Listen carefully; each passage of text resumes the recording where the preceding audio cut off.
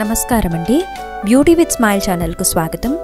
ఈరోజు మనం కలబంద చెట్టు ఇంట్లో ఉంటే ఏమవుతుందో మనం ఇప్పుడు తెలుసుకుందాం.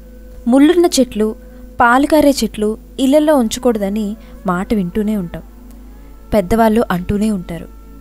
అయితే కొన్ని అదృష్ట విషయాల్లో శాస్త్రానికి అతీతంగా ఉండే కొన్ని యోగాలు కొన్ని చెట్ల వల్ల కలిసి వస్తాయి. అటువంటి వాటిలో కలబంద చెట్టు ఒకటి.